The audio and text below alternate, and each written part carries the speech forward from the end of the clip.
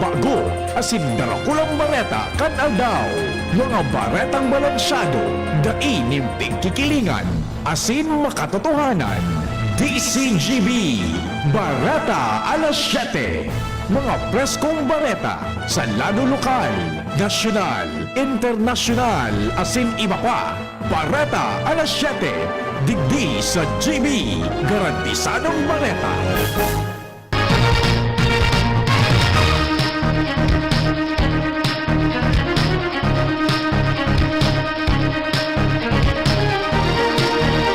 Maray na kaga mga tugang uya po ang mga barata ngunyan na Webes. Kami ang matud kan barata. Ako po, si Jasmine Balolo. Ako man po si Edwin Teralta. Enot sa headlines kan mga barata. Sa lado lokal, kompletong kakayahan kan PNP Bicol sa pagresponde sa ano man na kalamidad ipinailing sa ginibong PNP-wide Annual Inspection of Disaster Response Equipment Camp sa Camp Simeon Ola, Casuapon. Sa Od Albay Trade Fair, kan DTI Albay, bubuksan ngunyan aldaw sa Pacific Mall. Agri-Fiesta Albay 6th Agri-Expo na katala nagibuon sa aga sa Tabaco City. Sobra 26 na Marian images, hali sa maniba-ibang probinsya mapartisipar sa kainot-inoting Marian Procession sa St. Stephen Proto-Martyr Parish sa siyudad ni Ligao sa Mayo 31. Sa lado nasyonal, Marcos sinagyat na pauli-una sa Pilipinas si dating Presidente Rodrigo Duterte kung talagang seryoso na makipagkasundo. Senator Hontiveros nagpatanid sa pagtukaw ni PBBM sa BICAM para tutukan ang 2026 national budget. Department of Energy siniguro ang establing supply ng kuryente kasabay kan pagbukas kan klase sa Hunyo 16. Load limits sa San Juanico Bridge, posible pang iitaas sa mga masunod na bulan. Sa ibang nasyon, Pope Leo XIV sigararay na nangapudan sa Israel na palaugon ang mga tabang sa Gaza. Baretang Sports, Meralco Bolts, linampaso ang Blackwater sa nagpapadagos na PBA Philippine Cup.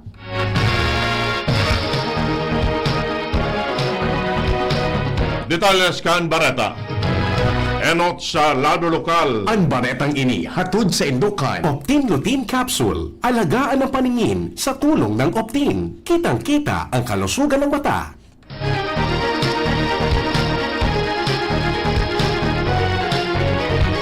Nagkaigwa ang Police Regional Office 5 ng PNP-wide Annual Inspection of Disaster Response Equipment sa PRO 5 Grandstand sa Camp Simeon Ola sa Legazpi City, Casuapon.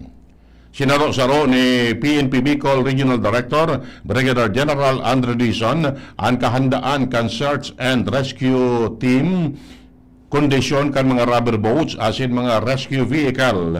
Ipinailing sa aktibidad ang kumpletong kakayahan kan na PNP Bicol sa pagresponde sa panahon ng kalamidad kasabay na ang search and rescue vehicle na may 819 unit. Nagkapara sa mga epigpresentar na mga ekipay sa iyo ang patrol jeep, motorcycle, utility vehicle, hammer, asin van, siringman, ang iba-ibang klase ng bus, truck asin rescue vehicle. Tanawan ni doon ni Dizon na magagamit ang mga ekipahe sa panahon kan tag-uran na bigdalauman na mamamatean sa mga masunod na bulan.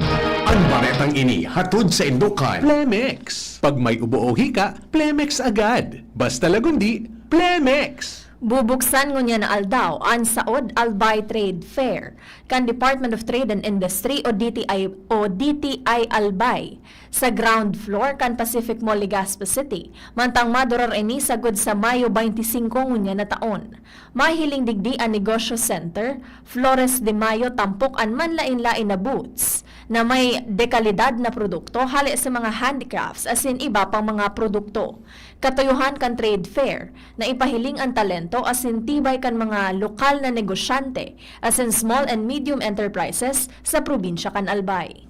Ang baretang ini hatod sa Indokan. Liver Aid Silimarine Capsule. Ang good drinks at good food, perfect combo. Isama pa ang Liver Aid. It's liver lover, boys! Mapon sa aga ang Agri-Fiesta Albay 6th Agri-Expo nagigibon sa Provincial Organic Vegetable Experiment Station sa Barangay Buang, Tabaco City. Ang aktibidad panginginotan kan Albay Provincial Agricultural Office katuwang ang Department of Agriculture Regional Office. Katuyuan kan selebrasyon na ipagpapasalamat ang marambong na produksyon sa mga pananom kan mga paraoma. Sharing man ang dakol na produkto kan mga parasira sa probinsya. Apera kini ipigbubusol man sa aktibidad ang lokal na tradisyon, sustainable farming, asin pagkasararo kan komunidad. Pigdalauman na mag-atindir ang mga miyembros kan Farmers Organization and Association, Municipal and City Agricultural Office. Mientras na ang selebrasyon, may temang makabagong magsasaka at mangingisda, susi sa masaganang bagong Pilipinas. Ang baretang ini hatod sa Indokan, Mega One. Ang Mega One ay may 21 sangkap para matulungan ka sa iba't ibang karamdaman tulad ng diabetes, high blood, stroke, arthritis, kidney failure, cancer, viruses, at iba pa. Tumawag kay Doc Joey Bitito sa 0998-975-8121 or 0917-853-8933. Nasa 29 estudyante hali sa grade 3 sa good grade 6 kan Ginubatan East Central School ang matrayumpong nakakumpleto nin academic remediation, acceleration and livelihood o ARAL project na pinamayuhan kan Chalkboard Inc., Provincial Government of Albay as in Department of Education, Provincial Education, Department of PED. Sigon kay Dr. Rowena Ondiz, Officer in Charge kan PED, ang mga estudyante uminagi sa 25 na session sa mga subject na English as in mathematics, kaibahan ang mga trained tutors. Tanganing maipreparar na sinda sa masunod na level kan sa indang pag-adal. Sigun pa sa opisyal, ang proyekto may kamauotan na mapagtibay ang mga piling estudyante. Hali sa anom na public elementary school sa probinsya sa lado kan literacy as in numeracy o numeracy skills. Pinalakpakan man ni Undiz as in kan bilog na ahensya ang mga volunteer tutors as in magurang dahilan sa bilog na suportang itinaokay ni sa mga aki na nakatapos as in naging partisipantes kan ARAL project ngunya na taon. Piging ganyar kang gobyerno lokal kan Tabaco City ang publiko na aprovecharan ang search for mutya ng tabak ngunya na taon. Sigun sa City Tourism, Culture and Arts Office, ang kwalifikasyon kan mga gustong magpartisipar sa nasabing competition dapat may langkaw na 5 feet 4 inches. Dahil panin aki, nakakumpleto nin Quisiera High School, Filipino citizen na residente kan Kabikolan, may Bicolano heritage as may edad 16 sa 25 anyos. Sa ipinaluwas na informasyon kan opisina, kaipuan magsumitir kan mga kinakaipuan na requisitos ang mga aspirante aron kan application form kan kay Tresosima Tango, tamayo kan mutya ng tabak 2025 sa ikatulong iskalon kan City Hall Annex sa Tabaco City. Apera kani, kay po naman magatindir ang mga kandidata sa screening sa Hunyo 8, alas 9, sagkot alas 3 din hapon sa Casa Ver Amore. Asin kay po na magsulog nin pink casual outfit, asin puting swimwear.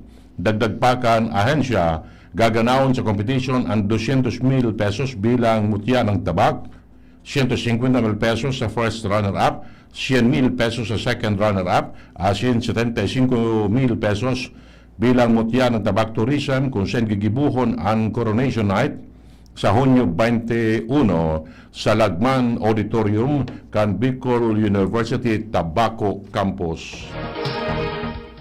Sobra sa 20 na Marian images, hali sa mga probinsya kan Camarines Sur, Sorsogon asin Albay, ang mapartisipar sa kainot-inoting Marian Procession sa St. Stephen da Proto-Martyr Parish, Ligao City, sa Mayo 31, ngunya na taon. Sa entrevista kan DCGB News kay Ligao Parish Priest, Father Paulo Barandon, sa iyang sinabi na ang nasabing aktibidad, pig-organisar kan Parish Altares and Sacred Statue Owners Association, mantang parte ini kan commitment kan parokya sa pagkakaigwan in spiritual growth as in pagpreserbar kan cultural traditions. Mientras sinabi ni Father Barandon na bilang preparasyon, nagkakaigwaan an parokya nin second Marian exhibit na madurar sagod sa Mayo 30, 2025.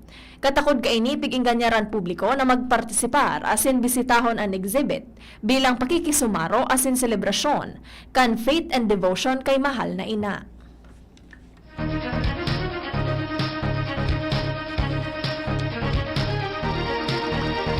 Iba pang detalles kan barata sa lado lokal.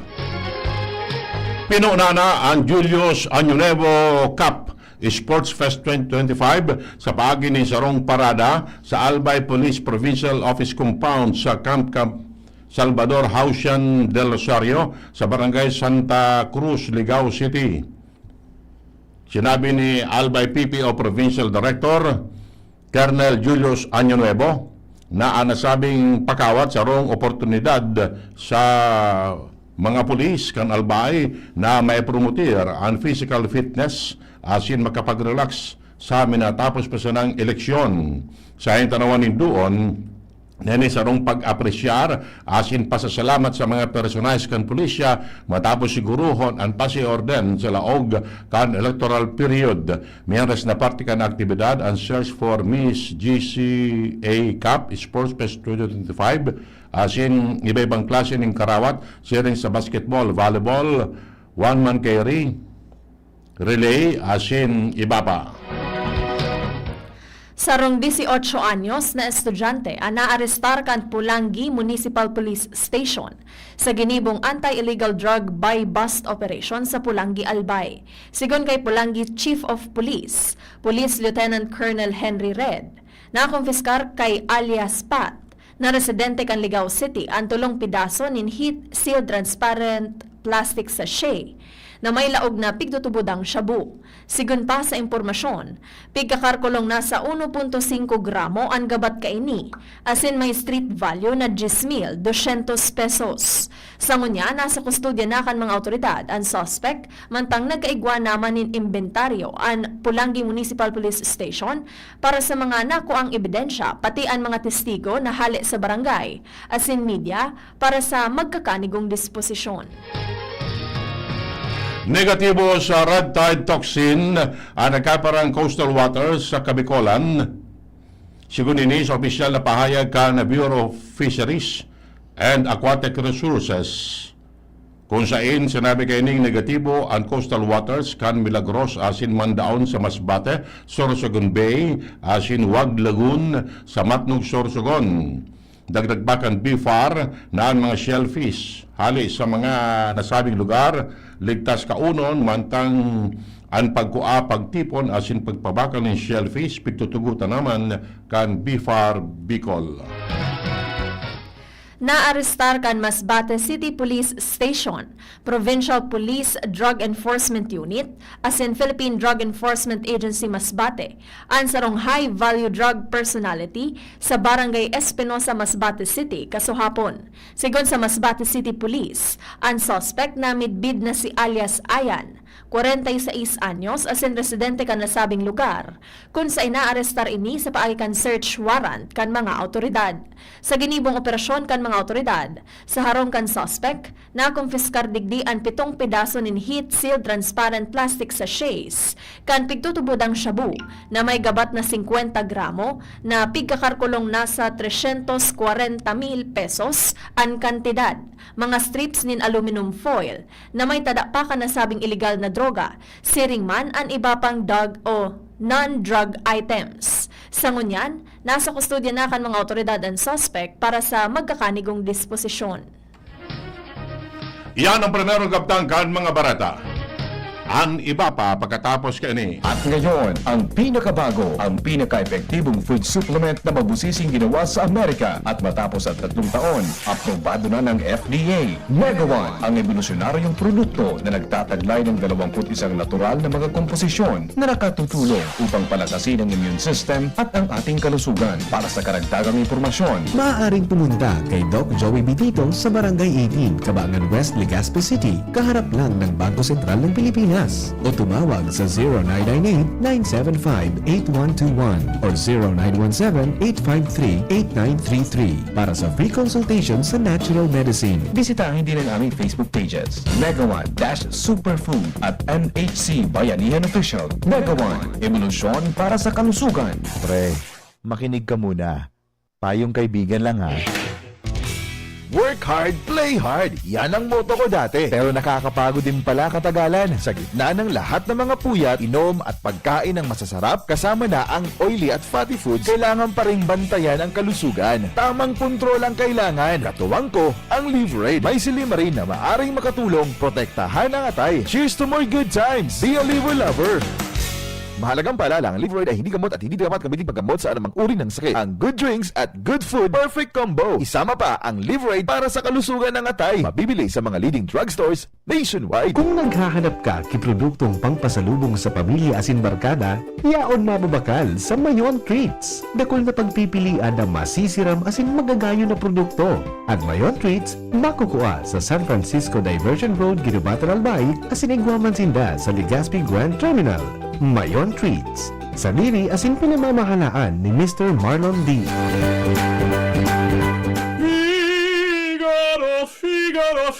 Birit na sana kaso parang may gumagasgas. Ganyan ang ubong may plemang mahirap ilabas. Mag-Plemex Forte Syrup. Gawa sa natural na lagundi. Tinutunaw ang plema. Pinipigil ang ubo. Ramdam ang hagod ng ginhawa. Sing your heart out. Basta lagundi, Plemex. Mabibili ang Plemex Forte Syrup 60ml at 120ml sa mga pangunahing butikan nationwide. Vitex Lagundo L is a generic name of Plemex Forte. If symptoms persist, consult your doctor. Hay nako, ang cute talaga ng pamangkin ko. Mana sa titang nurse na maganda.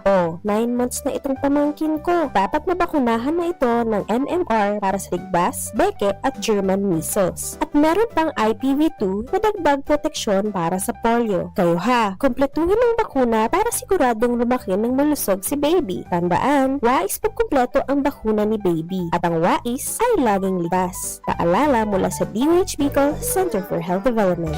Dimples Romana po, tinatanggap ang award for Best Supporting Nanay. Ang suporta ko sa pagbibigay ginhawa, Generica Drugstore. May maalagang pharmacist, mabibigyan ka ng alternative generics na singpisa ng branded sa presyong abot kaya. Up to 85% ang matitipid. May libreng konsulta pa with partner doctors.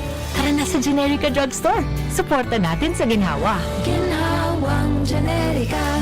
If symptoms persist, consult your doctor. Tayong mga ina may suporta sa ginhawa, Generica Drugstore. Dimples Romana po para sa ginhawang Generica. Uy, ano raw yun? Kaya raw nilang ayusin yung PhilHealth registration mo? Pero may bayad? Nako, huwag kang maniwala dyan. Fixer yan. Hindi ka sigurado dyan. Huwag magpapaloko sa Fixer. Huwag basta ipagkatiwala ang personal mong impormasyon. Makipag-transact sa pinakamalapit na PhilHealth office para sa registration, updating at pagbabayad ng inyong contributions. Bumisita sa www.philhealth.gov.ph para hindi mabiktima ng scammer. DCGB Barreta alas 7. Barreta alas 7.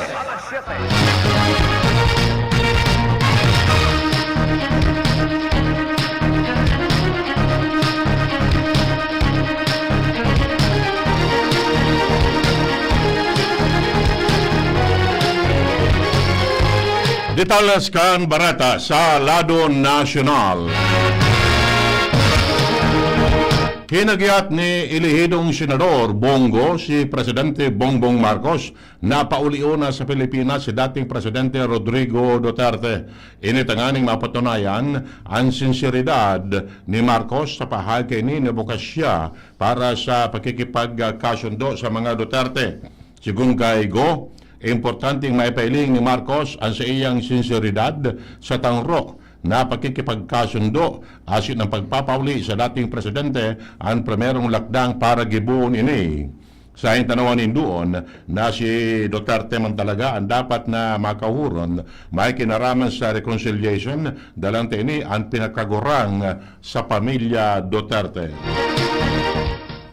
Posibleng magkaigwapan nin problema kapag pinirit ni Presidente Ferdinand Bongbong Marcos Jr. na magbantay sa proseso kan budget sa Bicameral Conference Committee, sigon kay Senator Risa Hontiveros. Paliwanag kan senadora na maski handa ang presidente, daini pigtutugutan kan konstitusyon dahil ang power of the purse nasa poder kan Kongreso. Sinabi ni Hontiveros na supisyente ng magpadara ni National Expenditure Program sa House and Executive. Asin pagkatapos kaini, nasa kamot na kan lehislatura ang pagtukar digdi. Pagluwas sa BICAM, nasa duwang panel sana na matukaw sa kapasa na magkakaigwagiraray nin panel and Office of the President kung pipirmahan o magkaigwanin line item veto.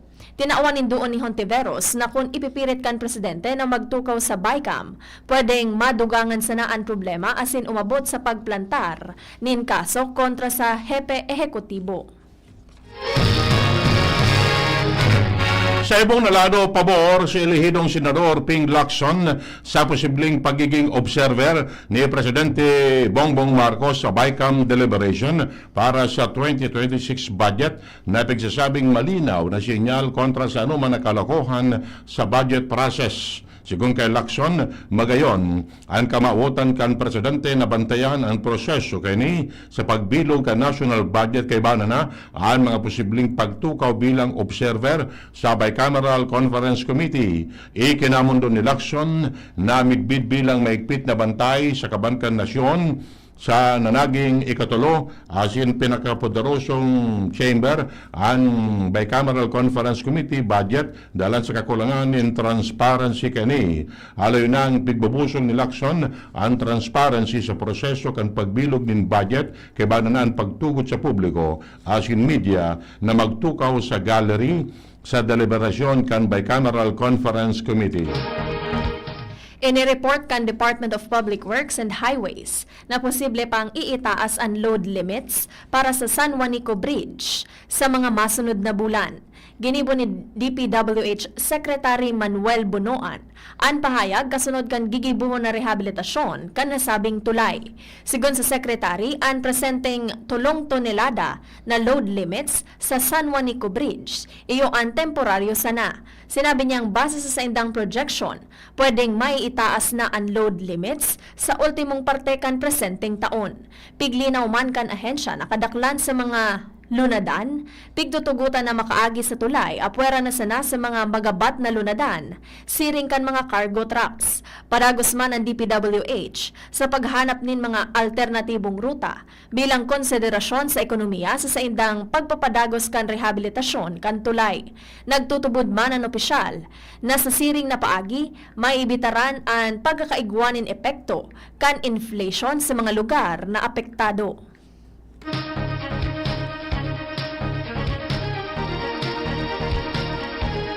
Mientras tanto, siniguro kan Department of Energy ang establing supply ng kuryente sa nasyon kasabay ka nakatala na pagpuon ng school year 2025-2026 sa Hunyo 16. Sigun kay Energy Assistant Secretary Mario Marasigan na nakalinyada na ang nagkaparang mga lakdang para maabot ang zero brownout sa aldaw mismo kan ralaugan. Itinong halimbawa kan opisyal ang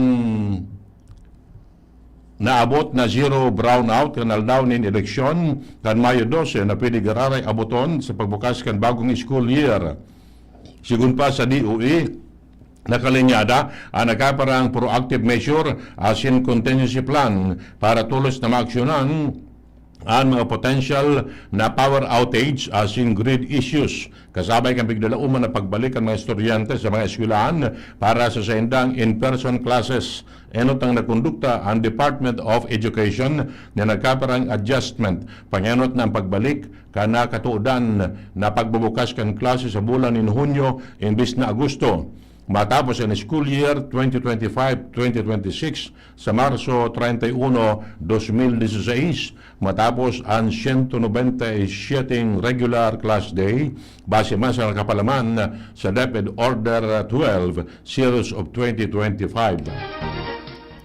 Mapatindog ang gobyerno nin panibagong tulay na madurar nin 50 taon harani sa San Juanico Bridge. Ini ang pig-anunsyo ni Department of Public Works and Highways o DPWH Secretary Manuel Bunoan sa press briefing sa Malacanang na mas hababa kaysa sa San Juanico Bridge na pigkakarkulong 2,600 metros. Sigon kay Bunoan, nasa preparasyon na ang proyekto asin pigbibilog na ang engineering design sa ititindog na bagong tulay na saro sa mga magiging flagship project kan Marcos administration. Sinabi ni Bunoan na ang bagong tulay pupondohan kan Japanese government asin sa oras na matapos ang detalyadong engineering design sa taong 2025 o 2026. Tulos na pupunan ang konstruksyon kaini. Dagdag pa ni Bunoan na kapag natapos ang ititindog na tulay, isasarado ang San Juanico Bridge para magkaigwanin major rehabilitation works.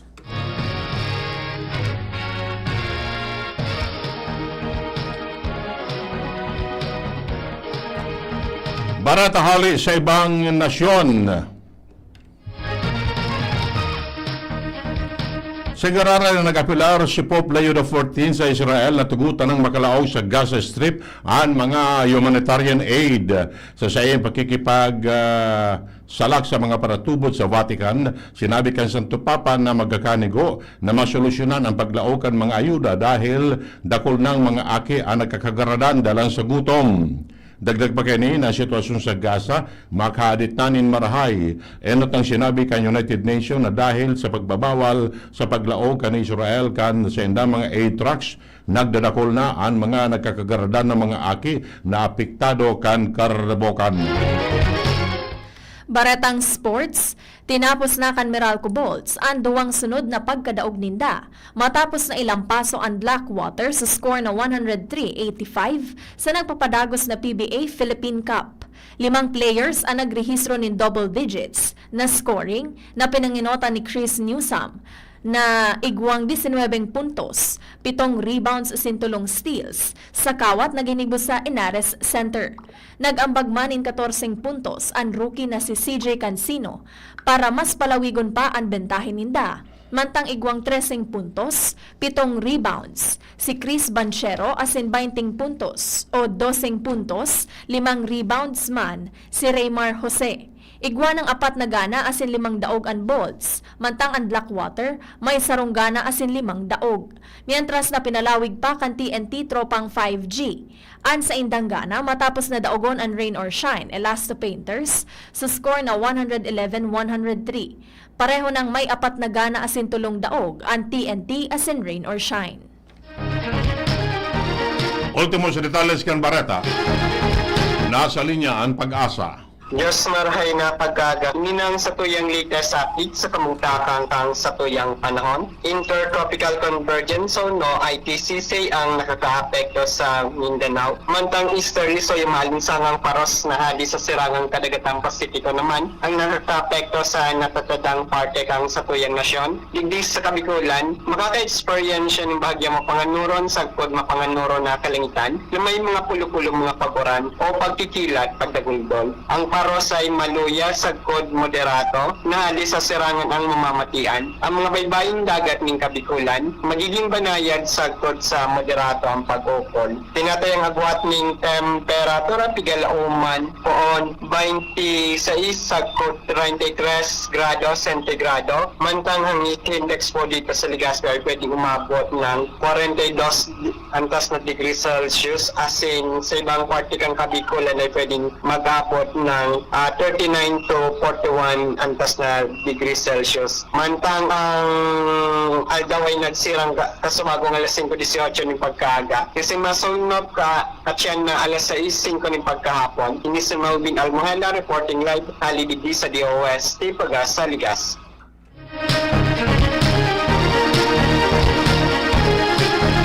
Yan mga tugang nga detalyas kan mga barata ngunyan o Webes.